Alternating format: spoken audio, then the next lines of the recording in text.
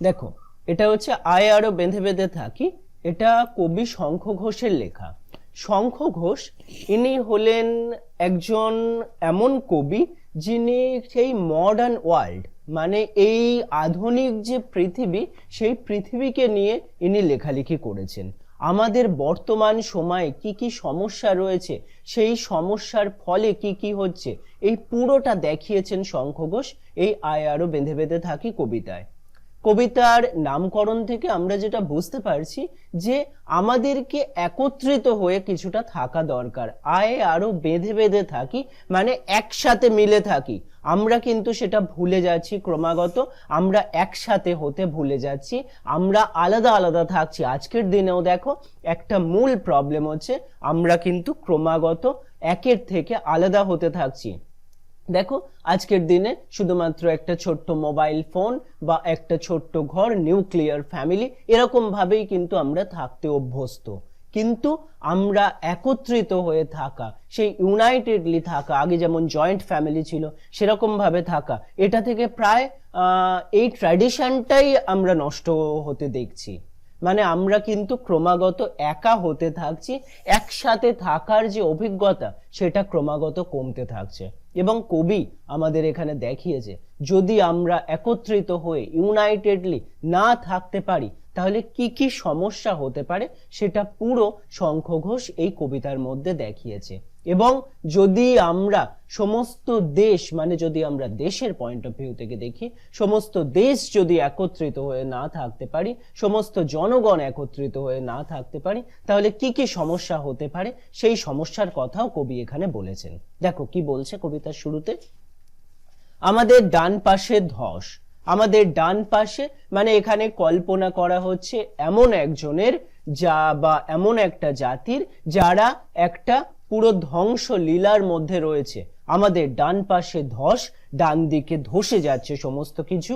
আমাদের বাঁয়ে গিরিখাত, বাঁ দিকে রয়েছে গিরিখাত মানে প্রচন্ড নিচু খাত। আমাদের মাথায় বোমারু, বোমারু মানে হচ্ছে বোমারু বিমান, মানে যে বিমান থেকে বোম ফেলা হয় সেই বিমান রয়েছে আমাদের মাথার উপর। পায়ে পায়ে হিমানির বাঁধ, আমাদের পায়ে পায়ে রয়েছে বাঁধ, মানে ডান দিক বাঁ দিক মাথা এবং পায়ের নিচে সমস্ত দিক আমাদের ব্লক। যাব কোথায়, যাওয়ার কোনো পথ নেই। সেই জন্য নেক্সট লাইনে বলছে আমাদের নেই, আমাদের পথ নেই কোনো, আমাদের কোনো পথই নেই, আমাদের ঘর গেছে উড়ে। আমাদের যে সমস্ত ঘর রয়েছে, মানে যেখানে আমরা নিশ্চিন্তে বাঁচতে পারি, সেই ঘরও আমাদের উড়ে গেছে, আমাদের কোনো পথ নেই।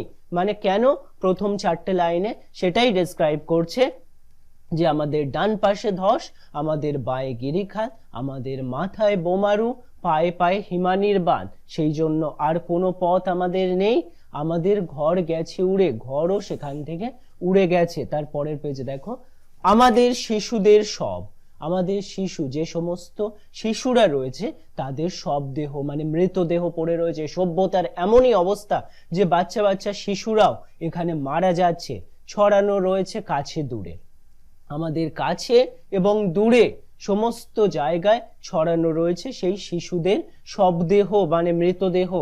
আমরাও তবে এইভাবে এই মুহূর্তে মরে যাব ও নাকি, আমরাও তবে মানে আমরা যারা আজকে বেঁচে রয়েছি, সেই শিশুরা যেমন মারা গেছে তেমন ভাবে কি আমরাও মরে যাব, এই মুহূর্তে মরে যাব নাকি। এখানে কবি কোয়েশ্চেন করছে যে আমরাও কি মরে যেতে চলেছি, আমরাও কি এই সভ্যতার চাপে পড়ে আমাদেরও কি শেষ হতে চলেছে, আমাদের পথ নেই আর। কবি এখানে ক্লিয়ার করছে যে আমাদের যে পথগুলো থাকার কথা সেই পথ কিন্তু আর নেই, আয় আরো বেঁধে বেঁধে থাকি। এখানে কবি লাস্ট লাইনে একটা সলিউশনে আসছে যে এই সমস্ত যে প্রবলেম চলছে সেই প্রবলেম থেকে সমাধানের একটাই উপায়, আমরা যদি আলাদা আলাদা ভাবে থাকি তাহলে বাঁচার কোনো পথ নেই। ঠিক যেগুলো ডেসক্রাইব করা হলো, শিশুদের সব কাছে দূরে ছড়ানো, আমরাও এইভাবে এই মুহূর্তে মরে যাব নাকি, আমরাও কি মরে যাব, এই সব কটা জিনিস সত্যি হতে পারে। আমাদের কোনো পথ নেই, ওপরে নিচে আগে পিছে সমস্ত জায়গা ব্লক। একটাই উপায় বাঁচার, সেটা কি, আয় আরো বেঁধে বেঁধে থাকি। আমরা একত্রিত হয়ে একে অপরের সঙ্গে মিলে একসাথে হয়ে থাকি।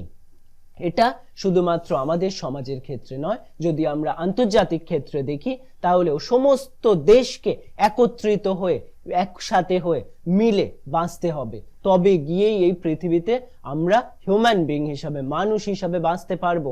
নাহলে সভ্যতার সঙ্গে সঙ্গে যেমন ভাবে আলাদা আলাদা হয়ে ডাইনোসরস কোনো সময় বিলুপ্ত হয়ে গেছে, সেইভাবে আমরা যতই শক্তিশালী আজকে হই না কেন আমরা বিলুপ্ত হয়ে যাব, আমাদের শেষ সীমা এসে যাবে, আমরা নষ্ট হয়ে যাব। একটাই উপায় বেঁচে থাকার, সেটা হচ্ছে আয় আরো বেঁধে বেঁধে থাকি, একত্রিত হয়ে থাকি। তারপরে দেখো, আমাদের ইতিহাস নেই, আমাদের কোনো ইতিহাস নেই, অথবা এমনই ইতিহাস আমাদের চোখ মুখ ঢাকা, অথবা এমন ইতিহাস রয়েছে যেখানে চোখ মুখ ঢাকা চোখ মুখ ঢাকা পড়ে গেছে, যে ইতিহাসের মধ্যে আমরা ভিখারি 12 মাস, আমরা সারা জীবন ভিখারি। কেন, কোন অ্যাঙ্গেল থেকে কবি এখানে বলতে চাইছে যে আমরা একত্রিত হয়ে থাকি না। যদি একত্রিত হয়ে না বাঁচি, যদি একসাথে না বাঁচি, তাহলে আমরা ভিখারি হতে থাকছি, আমাদের কিছুই নেই।